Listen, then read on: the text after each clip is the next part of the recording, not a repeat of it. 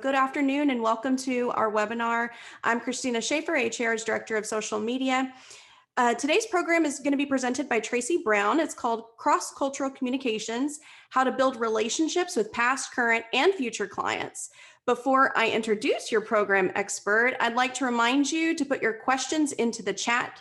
Throughout today's session, you can choose for the questions to go to just panelists, or you can choose for them to go to everyone, all attendees, so that everybody can see your question or comment. We will be fielding questions throughout as time permits, and Tracy will be requesting some things from you in the chat as well. Since I know people will ask this webinar will be recorded and available later on HAR TV YouTube channel. You can find that har.com/HARTV. So today we're excited to hear from Tracy Brown. Helping leaders demonstrate their commitment to inclusion is a priority for Tracy Brown. Her passion is helping individuals take responsibility for building effective cross-cultural relationships that can help them achieve their personal and professional goals. Her talent is transforming conversations about diversity from a debate about politics and personality into dialogue about relationships and results. Tracy is president of Intentional Inclusion. She's the author of several books on diversity, leadership, and other business-related topics.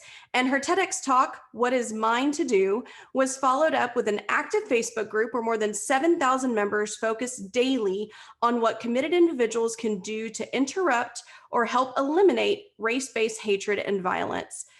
In all of those roles, cross-cultural communication has been required, and what she'll share with us today, perhaps most importantly though, she is HAR's Diversity and Inclusion Consultant. Before we hand over the virtual floor to Tracy, we do have a special message that we'd like to share with you from Thomas Mouton, your HAR Vice Chairman and Diversity and Inclusion Task Force Chairman. My name is Thomas Mouton, and I am an officer of HAR Board of Directors. The HAR Board of Directors is always working to ensure HAR members have information and tools that support business success. In a metropolitan area with so much diversity, we all need information and tools that help us to do business with people from dozens of different identity groups. As co-chair of the HAR Diversity and Inclusion Task Force, I want to welcome you to this webinar. We all know that in real estate, businesses are built on relationships and reputation. You can expect that this webinar will give you some practical examples that will help you build effective business relationships with people from cultural groups that are different from your own. As realtors, we may not be able to solve all the disparities that exist in this world, but we are only the ones that can ensure everyone is treated fairly when buying or selling a home, leasing commercial space, or conducting other real estate related transactions. This webinar will help you be a better realtor. This webinar will help you grow your business. This webinar will help you be more competent and more confident as you interact with people from different cultures and communities. Thanks for registering for this session, and thank you for being a member of HAR. And with that, join me in welcoming Tracy Brown. Hey, everybody. Oh, my goodness. I'm so glad to be with you. And if you are in this session, what that tells me is that you are already aware that cross-cultural communication is important and makes a positive difference, or has the potential to make a positive difference in your relationships and in the way that you do business. So there are a few things that we promised when we described this session. Number one, that in this context of being a realtor or being in the industry, in the Houston metropolitan area, there is so much diversity in all its forms in the marketplace. And so that question, is it even possible to communicate effectively when there's that much diversity? Well, the answer is yes, and we're going to talk about some of the ways to do that. Number two, I promised to share some simple tools and some basic techniques with you that you can use to begin to recognize certain cues, certain things that you can watch for in your own behavior or in what's happening in your conversations with others. Now, I'm not going to be giving you a list of new stereotypes to memorize. I'm not going to be saying, oh, if you're working with the Asian community, do this. If you're selling to someone who identifies as gay or lesbian, do this. Or, you know, these are the 5 things you must know if you are working with white women, because those lists actually limit you. Instead, the approach that I'm going to take is to talk about culture in general, how culture affects communication, and what you can be looking for in order to adapt, in order to connect, and of course, in order to sell or lease or invest in property. So the third thing in the description was an invitation for you to bring a sticky situation or a situation that you've experienced or that you thought about and unsure how you would respond, that involves communicating with someone from a different cultural group. And about halfway through, I'm actually going to ask you for those examples. So we'll be able to pick out 2 or 3 of them and share possible approaches that you could use if you found yourself in that situation. So that's our roadmap. That's the direction that we're going in. And we're going to start with what is cross-cultural communication. Just what is it? Cross-cultural communication in its simplest forms means effectively communicating with someone from a cultural background different than your own. Now, in order to really understand that, then you need to understand what is culture. So let's be on the same page in terms of what is culture. A lot of times when I use the word culture, people assume I'm just talking about race or maybe ethnicity. But the reality, culture is a set of norms, expectations, behaviors that we learn because we are a member of a certain group. And much of that we're socialized into. No one actually taught us. Like they taught us, but they didn't tell us they were teaching us, right? Like with gender, we start teaching little boys and little girls how to be little boys and little girls, and girls should wear pink and boys should wear blue. And that is really limiting. And what we've learned over in recent years is that gender identity can express, and gender can express in so many different ways.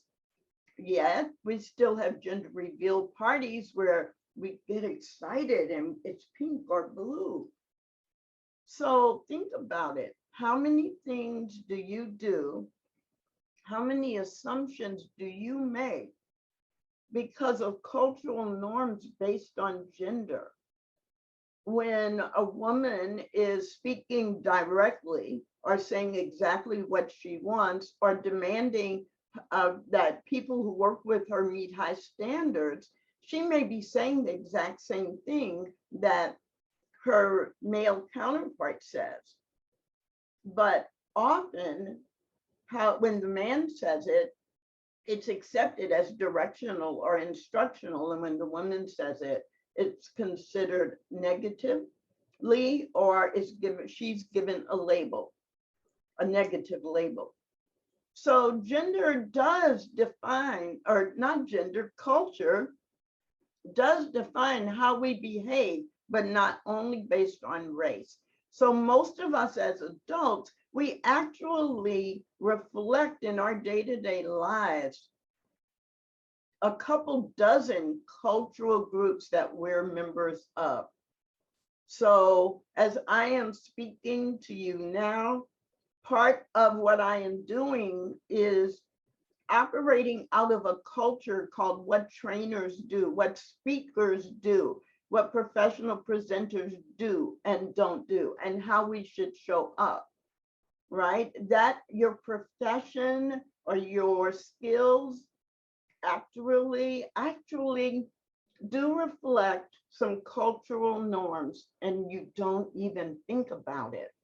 So gender identity, our age group, our generational cohort has cultural norms. Millennials don't have the same values or expectations that a baby boomer does. A Gen Z person thinks differently than a Gen X person. And so we've got those things happening, as well as the culture that we learn based on race or religion or ethnicity or national origin.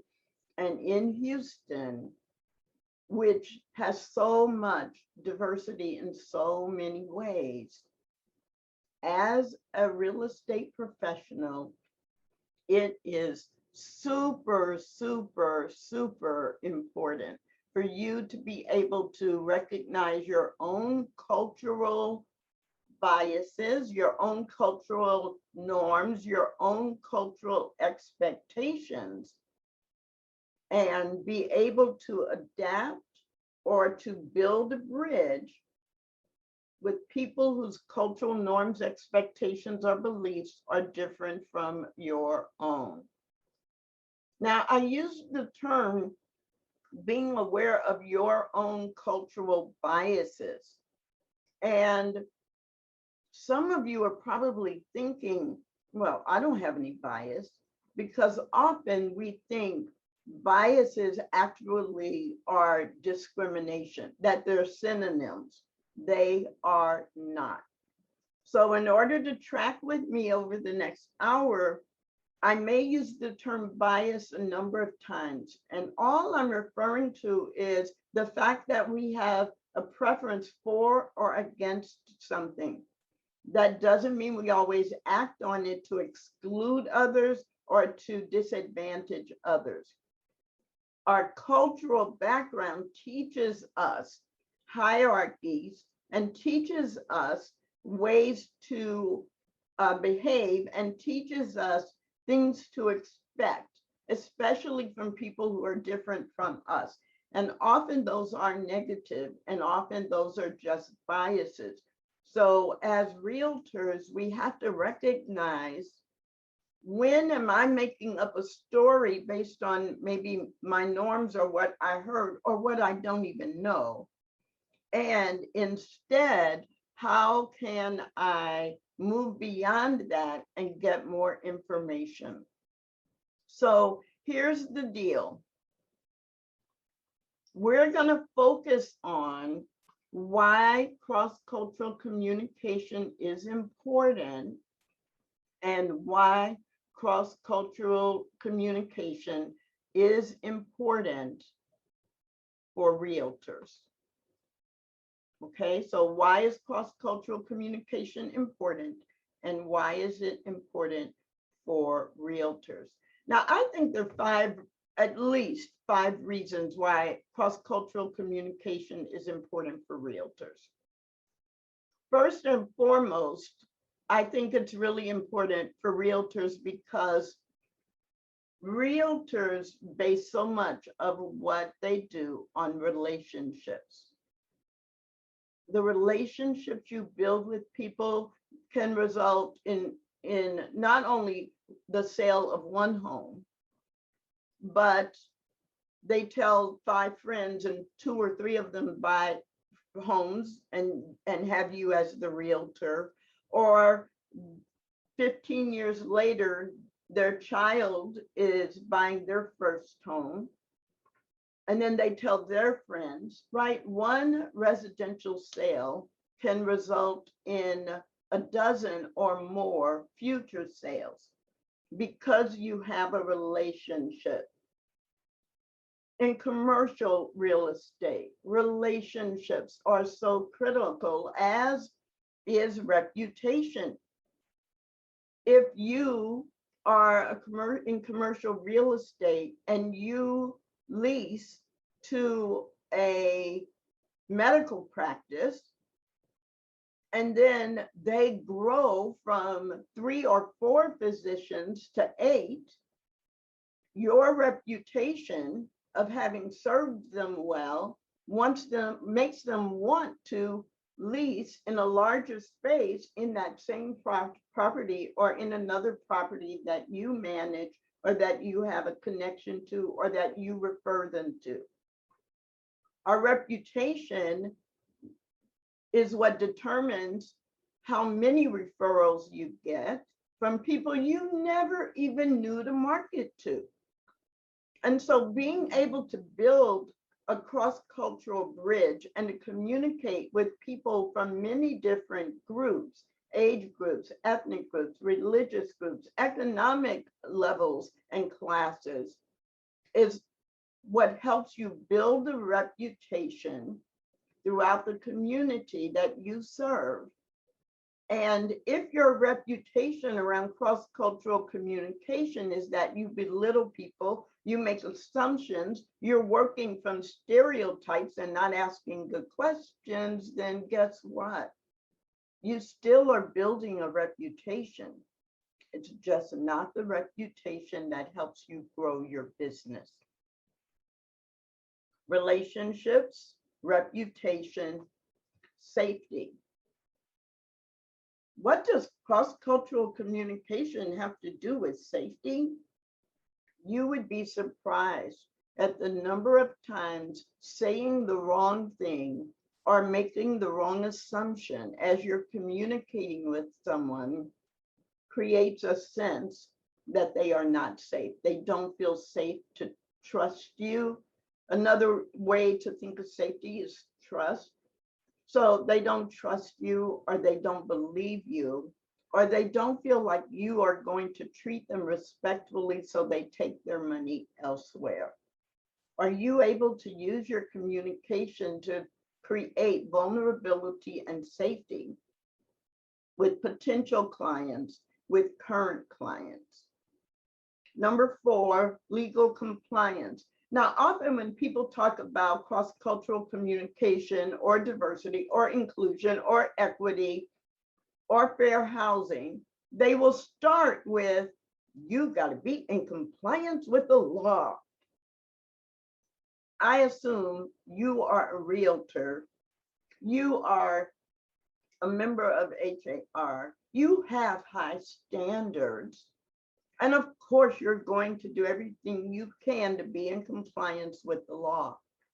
But I still mention it because sometimes we say and do things from our own perspective, and we don't realize that we could be creating a hostile environment or pushing someone away or saying something offensive or even illegal, and that occasionally happens. So understanding cross-cultural communication is important so that you don't accidentally, because you're oblivious to different cultural norms, make a mistake that results in legal liability. And then finally, profit. Now, between you and me, profit is the first reason I thought of as the reason it's important for cross-cultural communication as a realtor. I want you to make more money. I want you to serve more clients. I want you to build and grow your business.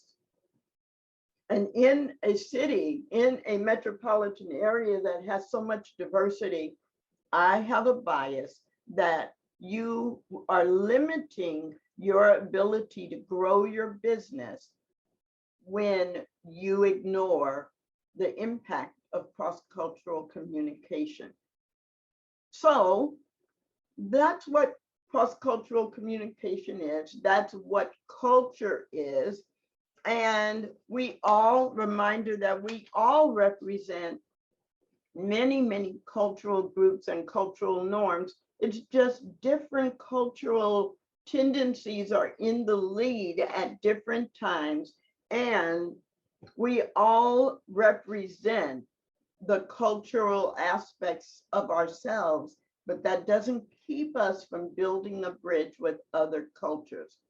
One other note about culture that's really important to think about before we dive in, and that's that culture shows up in both visible and invisible ways.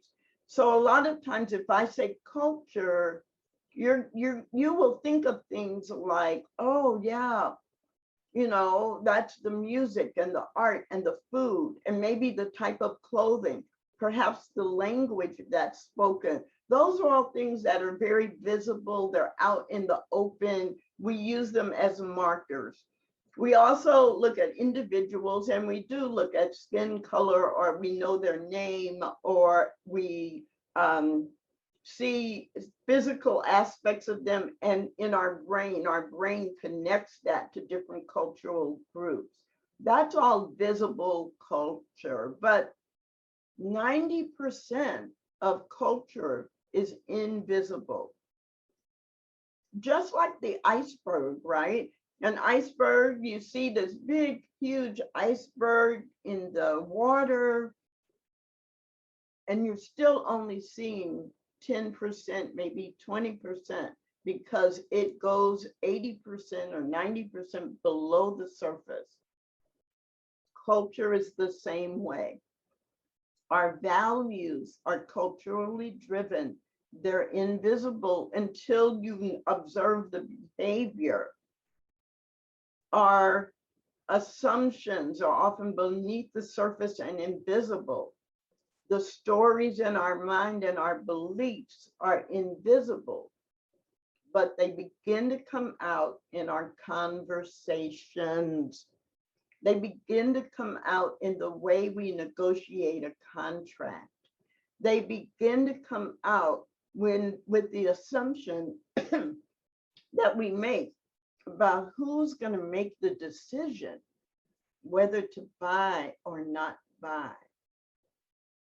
All of that is culturally driven.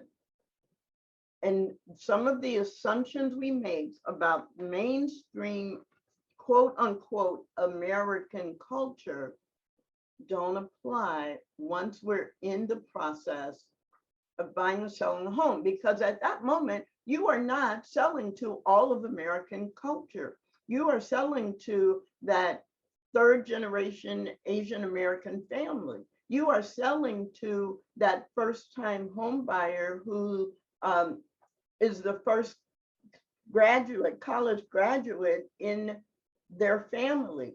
You're selling to this individual couple who has been married for 5 years, but have been together for 20, because as a lesbian couple 20 years ago, they could not get married. You are selling to specific family or specific individual concerns, needs, expectations.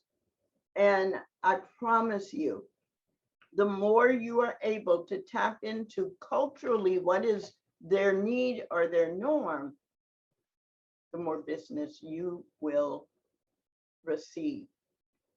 So let's talk about 10 different things, 10 different ideas that you can keep in mind as you are building your cross-cultural communication competence.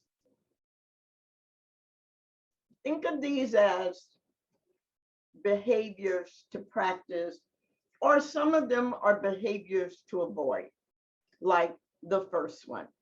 It's a behavior to avoid. No name calling. Now, some of you are rolling your eyes like, of course, no name calling. I'm not going to call a potential client an idiot. I'm not going to use a racial slur with them. Of course, I'm not going to do that. I am a professional. That is just the surface. When I talk about no name calling, what I want you to think about also is that some of the words that we use are not always seen in a positive light. And, you know, really certain words you use can just end a conversation, even if the person stays in the room. Even if the person does not walk out of your office in that minute, does not log off of the Zoom call in that minute, they have checked out. For example, maybe you're with a colleague. Maybe you're with a colleague, not a potential client, not someone you're selling to. And you're with a group and somebody in the group tells a joke. And they don't use a racial slur, but they tell a joke. If you respond by saying, "Wow, John, you're such a racist," you have just eliminated any chance that you might have to influence John's behavior. Now, let's say you're in the same brokerage, the same firm, and you really are colleagues. Your desire is to correct John. But as soon as you call John a racist, John tunes out, and you don't feel you can refer people to him, and he doesn't feel he can refer people to you. So John's choices are pretty limited. He can do what most people do, and he can spend the next 10 days or the next 10 months or, however long defending himself, being defensive. Well, I didn't mean it that way. Oh, well, it's not that big of a deal. Or, oh, you're overreacting. You know me better than that. I'm a good person. Or he might react and show anger that dismisses you or that discredits you. But if your goal was to correct John, if your goal was to educate with your colleagues, the moment you use the name or the label, you cut off your opportunity. This also does relate to clients. If you are using labels about other people in your conversation with them, if you are using terms that refer to another group in a negative way, you are often going to turn off the people within earshot or on your meeting. And here's why. Beside the fact that they just may understand it's inappropriate, you don't know who their cousin is. You don't know who their neighbor is. Maybe they have a neighbor they've lived next door to for 20 years who is a member of that group you were talking about or you are referring to.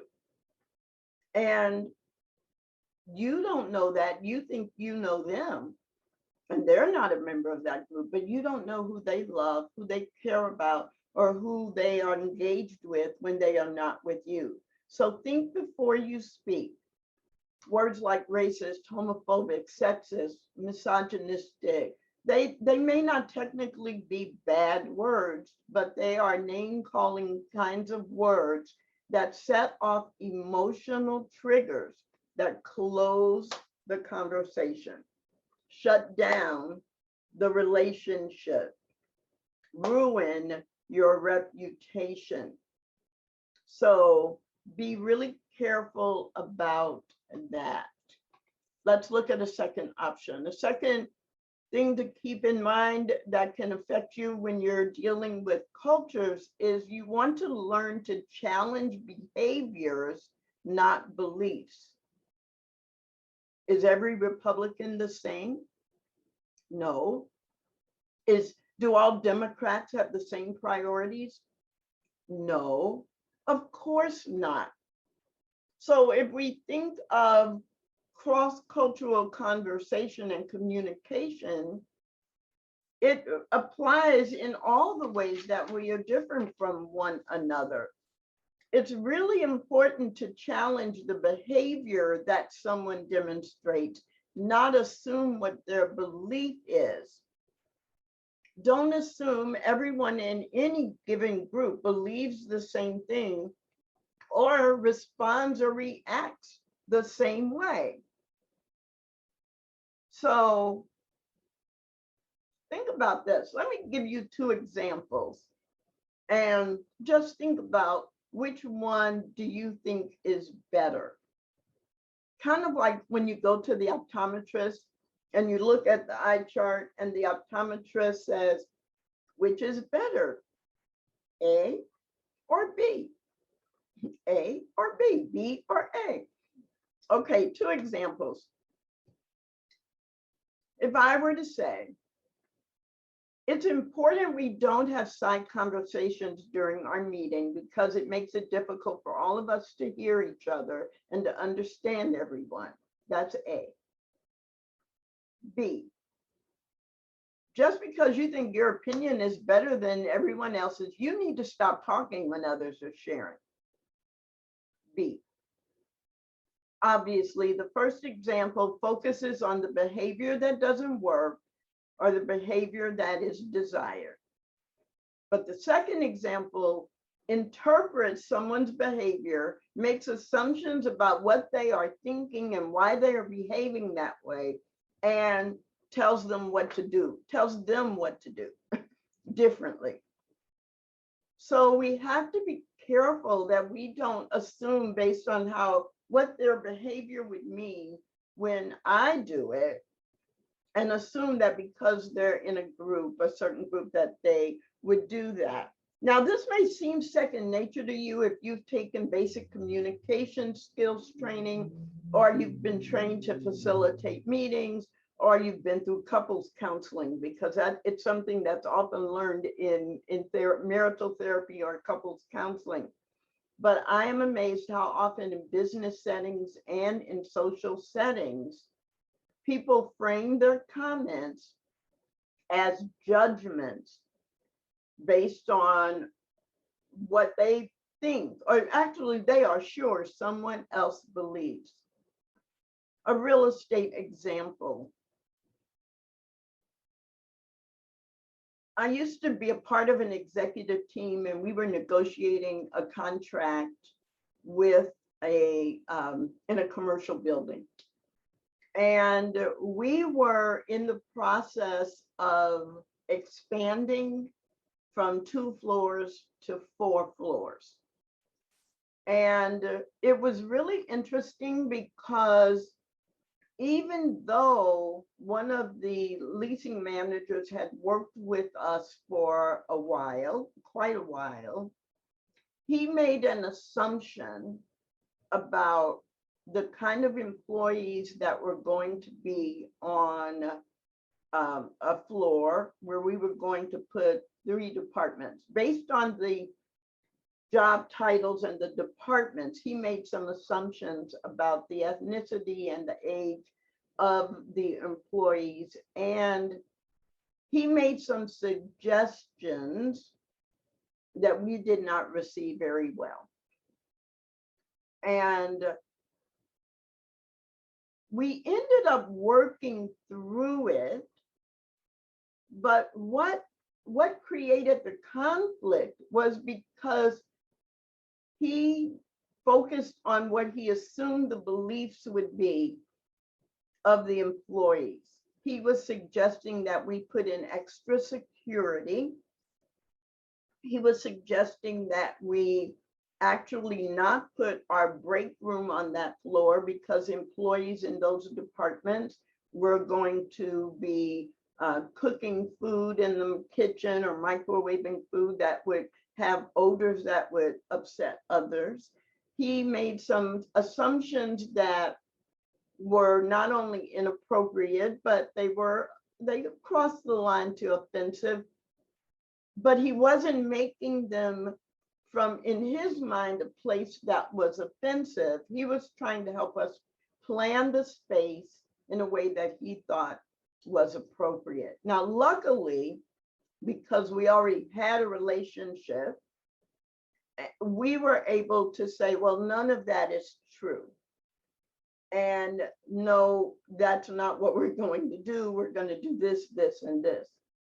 But if we had not had a relationship with that staff and that team, we actually considered moving our entire operation to a nearby location that we had been considering because it had better parking, and we knew we were going to continue to grow, and we weren't sure the building we were in was going to allow us future growth beyond this one-time growth.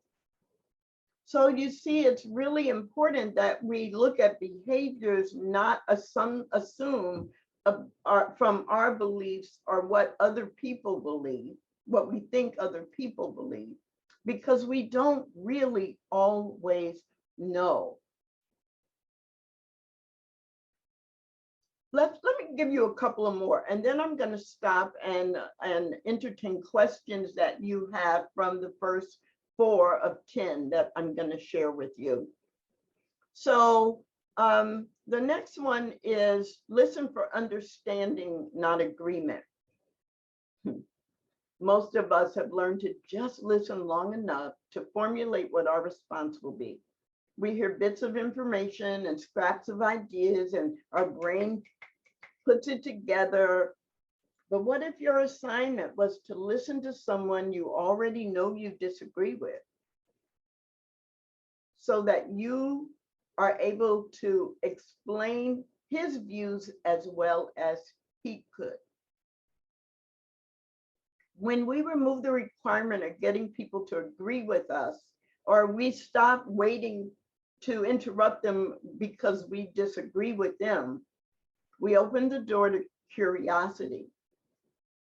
So many of us, many people who've grown up in the non-dominant culture, we learned this skill very early, because we have to be able to understand where we're coming from, but we have to be able to communicate in the bigger culture, the dominant culture as well. But in general, we don't get taught to listen for understanding. And when we do that, it will completely transform the questions you ask.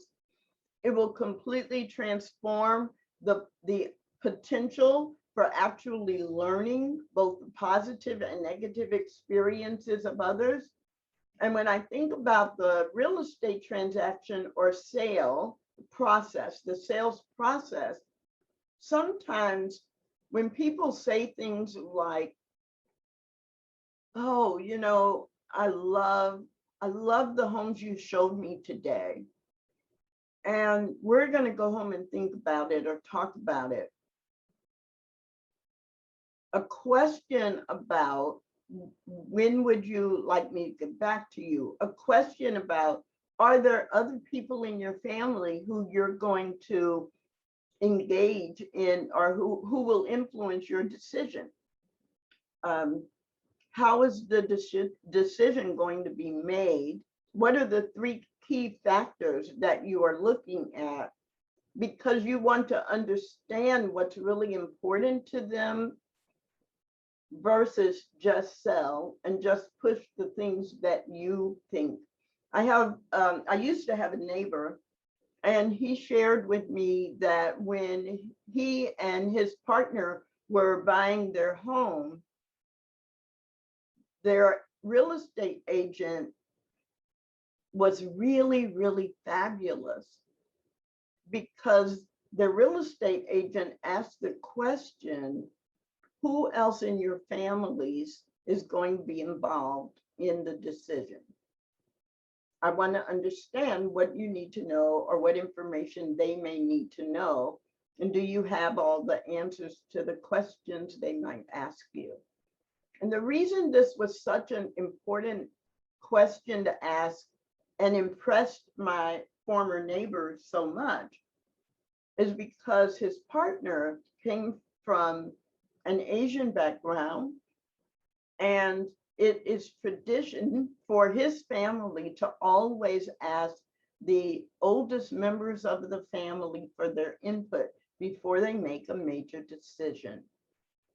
And once that was shared with the realtor then began to ask different questions, provided additional information, and the realtor made themselves available to the couple and said, if you know, if your elders, if your grandparents have any questions that you can't answer, feel free to have them call me directly if you want.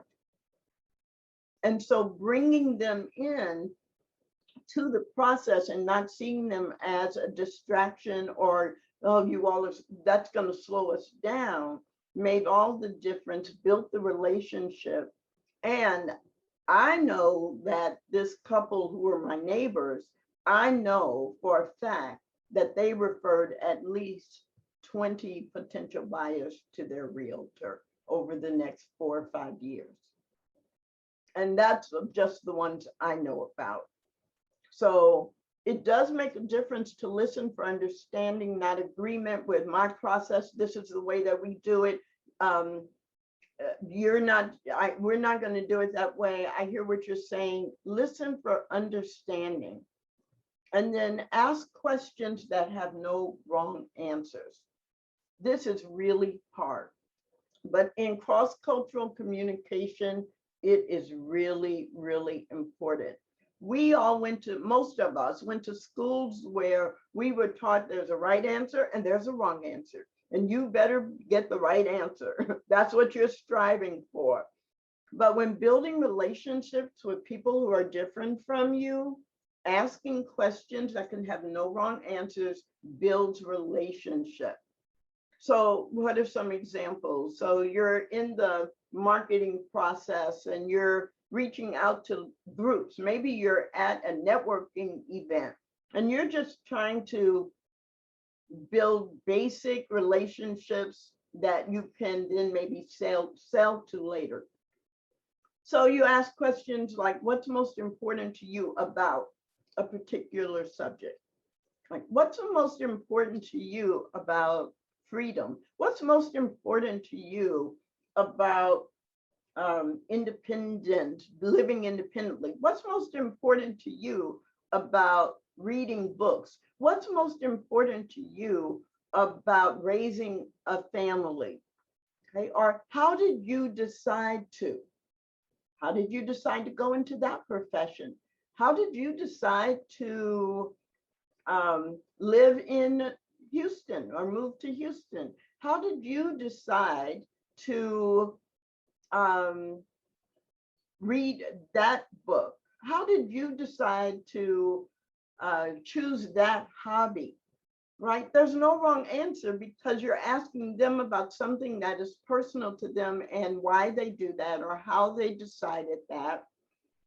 Another example, what did you learn growing up from your family that shaped your perspective on leadership? What did you learn when you were growing up about cross-cultural communication? What did you learn from your family about respect? They're going to tell you what they learned. There's a pattern. Do you see the pattern? Asking questions that have no wrong answer begins to build a bridge. So let me give you one more. That'll be half of the 10, and that's ask for specific feedback. So once you are building relationship, ask for very specific feedback. This also works with your colleagues, other real estate professionals, and it definitely works with your clients. Hey, Luis, it's been great. This time we've been spending these last few weeks. Do you have any feedback for me? Hey, Luis, I've been really enjoying getting to know you. Do you have any suggestions that would make me a better realtor? Hey, Luis, it's been great working with you on this. I think we're getting really close. Would you tell me one specific thing that I've done well when communicating during our meetings? And would you tell me one thing that I could do better with you or with others that you've noticed? Ask for very specific feedback, especially when someone is from a different cultural group than your own, a different age group, speaks a different language as their first language. Asking for feedback opens the door for them to share with you both positives and negatives. So let's stop, and there are 5 more things I want to share with you, but let's stop and entertain any questions. So in the chat, what do we have? I don't see any questions at this time, Tracy. So just a reminder to everybody to go ahead and type in any questions that you have, as if you're hearing anything that you want further explanation on, or maybe more examples of these questions. That'd be wonderful to hear those from Tracy. Right, and get ready, because I'm going to ask you if you have a sticky situation, and in fact, if you want to put that, if you have one and you want me to talk specifically about that, you can put it in the chat to hosts and presenters only, and we'll look at those and maybe pick 1 or 2 of them. So I'm going to keep going, and I'm going to go through the next 5 a little more quickly. Again, my goal is to give you perspective about things to keep in mind when you're trying to build cross-cultural relationships that help you build a reputation for being an effective communicator, that will help you build the relationships that will help you market and sell across cultures. So the next one person just asked if you could repeat the second item. They couldn't recall what the second item that you mentioned was. The second one was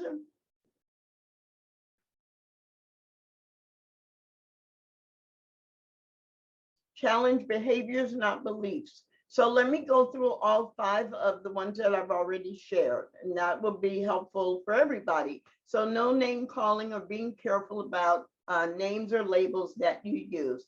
Challenge behaviors, not beliefs. Don't let your beliefs get in the way. Listen for understanding, not agreement. Ask questions that have no wrong answers. Ask for specific feedback. 1, 2, 3, 4, 5. Number 6, use people first language. Now this gets a little confusing, so I'm just going to give you the high level view. So be careful about using descriptors as nouns, right? It's people who identify as African American or people who are Black, not the Blacks, right? Like there's a monolithic group called the Blacks, or the gays, right? It's not a noun, it's really an adjective. Black people are living in this neighborhood, or African American achievers and leaders. Here's some examples of, not here are some examples of the Blacks. We do have one specific situation that popped up in the chat if you want to get into that now, or would you like to address that later? Yeah, I run into specific scenarios after these next 5. And so it'd be great if we had a couple in the chat, and then we'll go specifically to real life examples. So great, couple more people, drop them in the chat for presenters only, please. So using people first language is number 6, and that's really helpful because remember that the descriptors we have are adjectives. They are not nouns, because none of us are a monolithic group, right? So I might be really paying attention to how people who use a wheelchair can navigate my property, right? But that's different than saying the disabled or people with disabilities, right? So our people with disabilities is people first language, but you may need to be specific about a group. So use people first language. Think about, you're describing a person, not a monolithic group like I don't know, like, again, the example that comes up the most is the Blacks. Like, I know what the Blacks are thinking. No, even if you know some Black people, you don't know what all Black people are thinking. So that's number 6, use people first language. Number 7, challenge your own sense of superiority, right? This sense that I know best, I know what's right. I've been selling real estate for 15 years. I know what you need to do.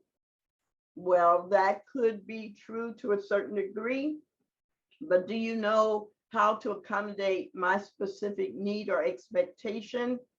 And we've got to work together on that. So challenge your own sense of superiority. Number 7 is challenge your own sense of superiority. Number 8, practice explaining your belief or preference without requiring agreement from the other person. This is so critical. Another way to think about this is state your intent. So you are the expert. You've sold a lot of homes. And so when someone you are representing who is a seller, you may have some really good advice for them about how they should stage their home. But if you're not careful and you say to them, you know, if I think that in order to get the best price, you better remove these 10 things that are in view. And some of those 10 things have strong cultural value to them. It is really easy for them to assume that you are judging negatively their culture and that you don't believe you can sell to anyone who comes in. So you need to explain why you believe they need to remove those items or what the options are and lead them to a choice where they choose to remove the items, not because you told them to, because it's your personal belief, but because here are some options and here's some history and here's some information. But we think because we have had so much experience, we know, and we just tell people, but we leave out the information in the middle that helps them understand. Number 9, model vulnerability and provide safety. So if I'm working with someone who speaks a different language than I do, or they have a very different background than mine, I'm going to model vulnerability by admitting I don't know everything, or I'm having trouble communicating with you, and it's because I don't have as much experience with the language you speak.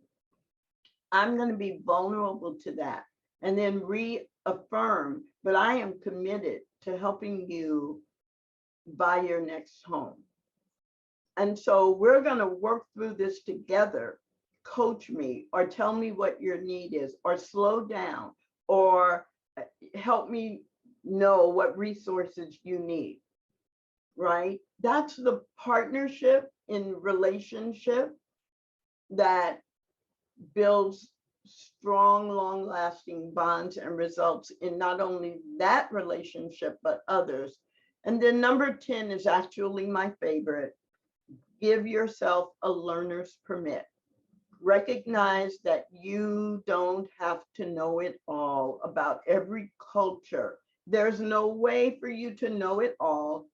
There's no way for you to be able to answer every question, anticipate every oops. It's impossible. But remember when you first learned to drive a car, if you drive, you had ridden in vehicles that other people were driving for 15 or 16 years or more. How hard could it be? And then you studied the book and you took the written test and you got your learner's permit. And you were like, give me those keys, I'm ready to go. And you got in the car and you turned on the ignition. And then all of a sudden you realize it's not so easy to pay attention to going forward, to give a right amount of acceleration, to look in the right mirror, the rear view mirror, the left mirror, anticipate whether that person over at that corner is going to stop, and still keep going, all at the same time. And the learner's permit serves that purpose. It gives you a chance to practice. It lets you know you have basic knowledge, but you are not required to be an expert right away. So I am giving you a learner's permit. So what are the second 5, number 6 through 10? Number 6, ask for specific feedback. I'm sorry, that's actually number 5. You already had that one. Number 6 is use people first language and pay attention to that. Focus on the person, not the label, and use the label as an adjective. Challenge your own sense of superiority. In other words, yes, you're an expert, and don't assume that being an expert gives you all the answers. Explain your belief or preference or your recommendation. State your intent, because it may not automatically, it may not make sense automatically to someone from a different cultural group, a different age group, a different norm. Model vulnerability and provide safety. When you open yourself up to not be 100% perfect and seek to partner with the person you're working with, selling to, or supporting, you give them permission to do the same.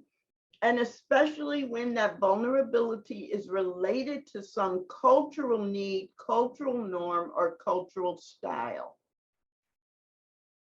And finally, give yourself a learner's permit. Be curious. Look at things differently and be willing to go and try something new. So let's look at some real life situations and how we might apply these, or some other specific tips to behavior you should try or behavior you should avoid. So now, Christina, give me an example. So we did have an example come in. How does cross-cultural communication affect situations that are happening in real time, i.e. the George Floyd trial, insurrections, elections, disasters, etc.? Can you repeat the question? How does cross-cultural communication affect situations that are happening in real time? So cross-cultural communication affects everything in real time. Anytime we're trying to communicate with people who have a different background, a different experience, different values, that's how it shows up. What we're trying to do is build skill in understanding that my view and my style and the values I have are not the only ones. So when we have very volatile situations happening in the world and in the news, it challenges us, because first we have to figure out, how do I feel about that? What do I believe about that? But then we go out and we engage with people who have many, many other different reactions. Now, what some people say is, well, that would just create conflict, so we just won't talk about it. And I'm not sure that that is particularly helpful, although it can be practical in certain situations. But from a business perspective, being curious about what someone else thinks and why they think that is a demonstration of cross-cultural effectiveness. So I don't have to agree with you to be curious about how you see it or how you experience it or what you believe about it. So in cross-cultural communication, you don't make the communication about agreement. You make it about awareness. If your goal is, I only want to talk to people who agree with me, then you end up having a lot of debates and arguments. And in a debate, somebody has to be the winner and somebody has to be the loser. Somebody gets to be right, somebody gets to be wrong. Instead, shift your brain in cross-cultural communication to the goal is dialogue. increasing the field of knowledge and awareness for a future bigger shared goal. One final comment about that is,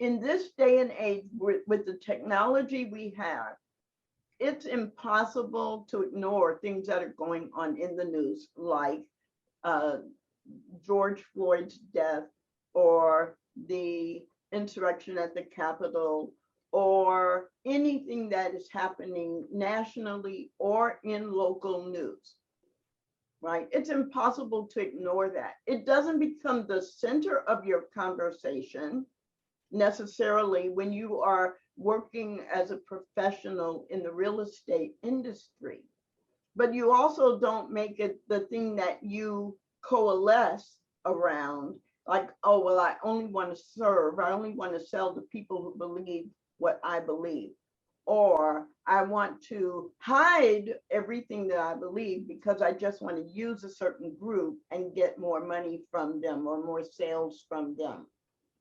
So if it comes up in a conversation or you're at an event with colleagues, the way that I would recommend you engage is that you engage from a place of curiosity, not judgment.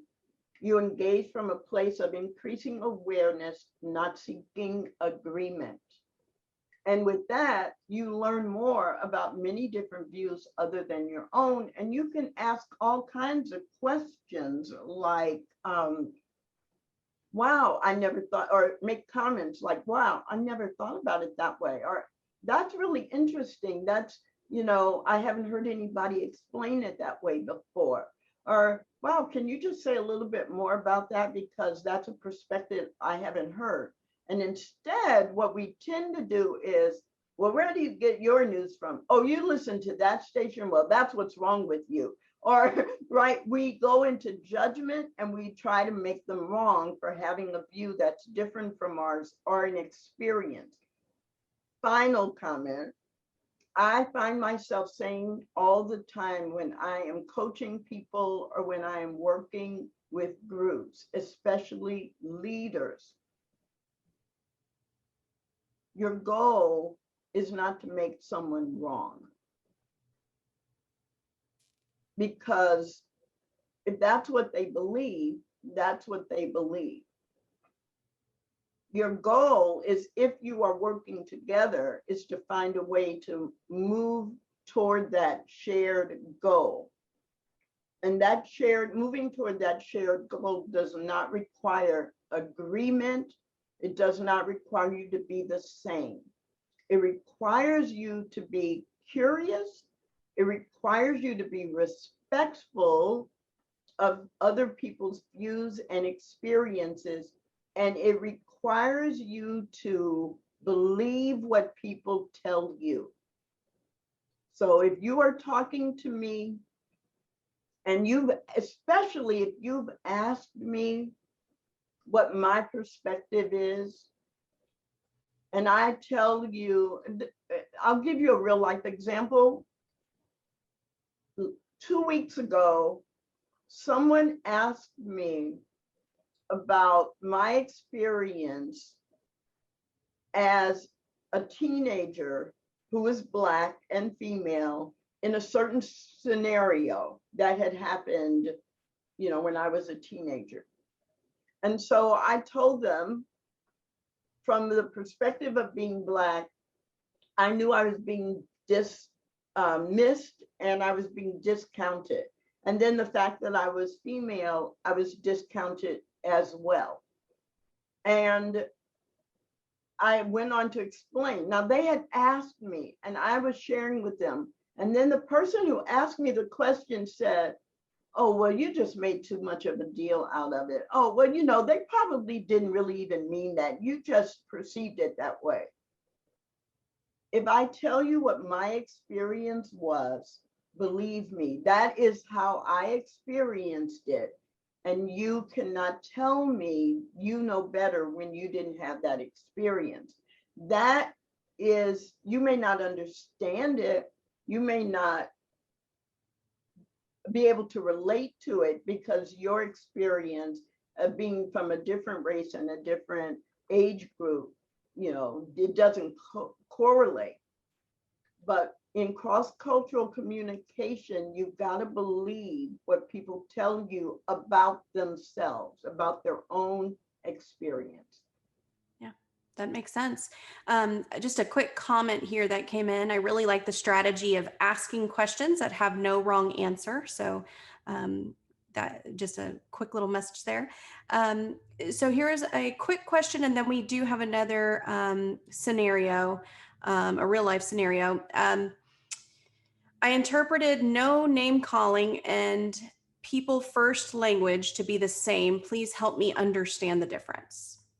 Oh, that's a great question. So no name calling is a little bit, well, they're both broad in different ways. So no name calling is actually like not using negative labels to describe a group. Labels that have a negative judgment to describe a group of people. Now, that could be a racial slur. That could be a slur based on an entire identity group, but it also could be words we use in our language, in our everyday talking, like, oh, they're an idiot, or, oh, especially when we get into things that are contemporary. A lot of times we won't use some of the racial or ethnic slurs, but we have slurs or inappropriate labels for other groups beyond ethnicity, right? We'll say people in a certain age group, oh, they're slackers, right? Or people, right? So it's about labels that are about the whole group that we are using in a negative judgmental way. And the people first language actually is training us to speak in a positive way and to use labels, positive labels, as adjectives more often than nouns. So no name calling kind of focuses on negative judgment. People first language challenges us to think before we speak and to identify positive adjectives. Okay. So this next scenario is a real life scenario that happened recently. And it kind of relates back to what you were just talking about, the story in your childhood about being discounted. So that says, I see and hear a lot of encouragement for white people to be considerate, and I agree this is a great idea. Recently, I was excluded from a real estate team, and I believe it was at least in part because I look different. I was the only white member of the team, and one of the other team members said, "We don't need any salt and sugar." The next week, I was removed from the team. So it says, I'm okay not being a part of the team, but shouldn't we follow MLK's teaching to judge people based on the content of their character, not the color of their skin? I believe there needs to be a focus that all are equal and that not all white people are evil, as it says here. I love this example as well. So one of the lessons that I learned growing up that has served me really well and that I get to share more often than I expected I would be able is the lesson that just because I have been mistreated, excluded, or discriminated against, that I would not use that standard and display that behavior to others, no matter how they were different from me. Mm-hmm. If I've been discounted, if I've been dismissed, if I've been actually denied housing and fired from a job because of the color of my skin, and I'm in a position to provide housing or provide employment, I am not going to treat people the way that I was treated that was unfair or negative.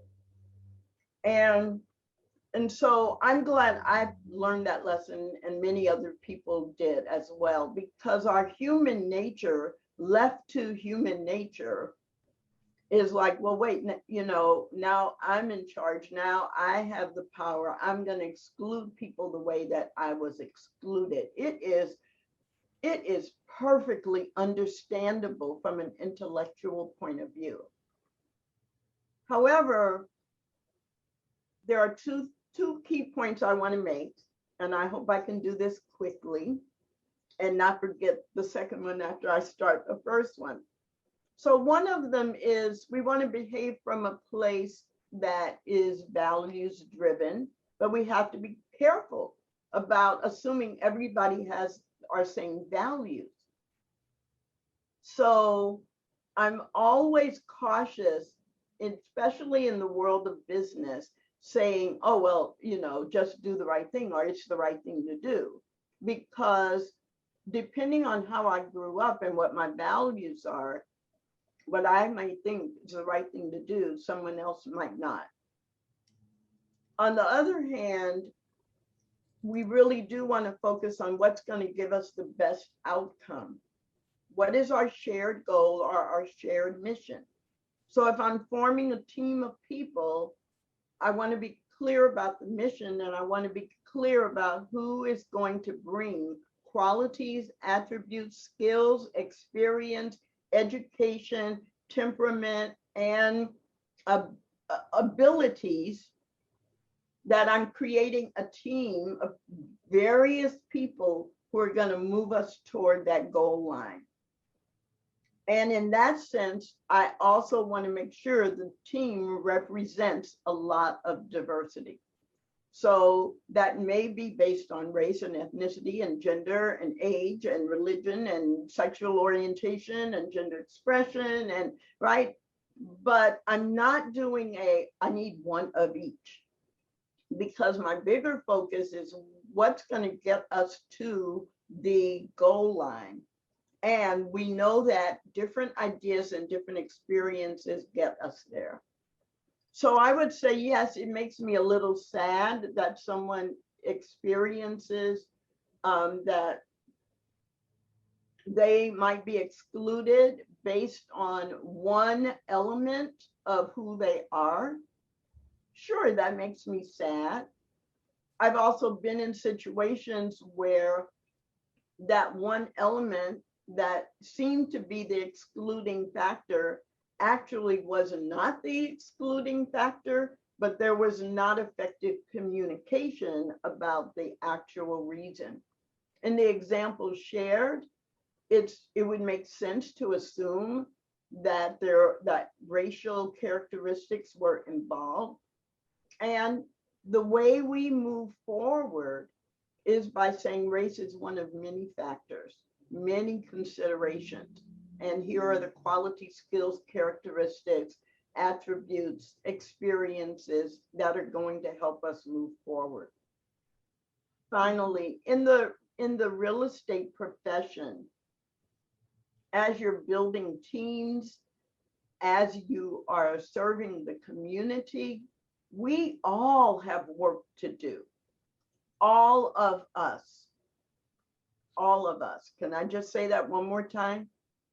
All of us have work to do, because we have all been socialized in the same pot, in the same world, where there is a hierarchy often in business, in society, in politics, in education, whose history gets included and whose doesn't. What do we know about each other? Very little. So we all have information to learn. We all have skills to practice. We all have a responsibility to learn more about each other and to build cross-cultural bridges. How do we build cross-cultural bridges? Only by practicing communicating with people who are different from ourselves. It's the only way. You can go watch 300 YouTube videos You can go read 500 articles on the internet. But until you practice, it will not become second nature. So we have to practice. Anything else in the chat or comments? And if you are able to chat, is there one of these ideas that's really sticking with you? Put it in the chat. Maybe we'll call out a few. What will you be able to use from your investment of time in this session today? Okay, Christina, do you see anything else you want to highlight? We did have Richard Ortiz, one of our members, put in a great resource to gain further understanding to the code of ethics changes. He shared a link to that in the chat, so that's really helpful to everyone. I'm not seeing anything else quite yet, so we'll give Well, great. So let me talk for a couple of minutes about that. Then we'll see if there's anything in the chat, and then we will close out.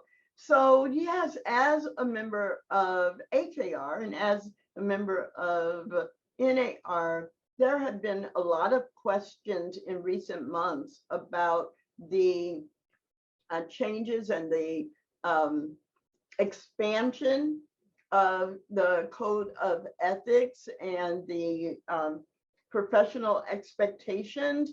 And it's so fascinating to me because what already existed in the code of ethics was very impressive, holding realtors to a higher standard because, you know, really, you all are working with people who are either caring for their family and their individual safety and where they live, and or if you're in commercial or if you're in the business of appraisals or working with real estate investors, you too are helping people navigate some really important business deals.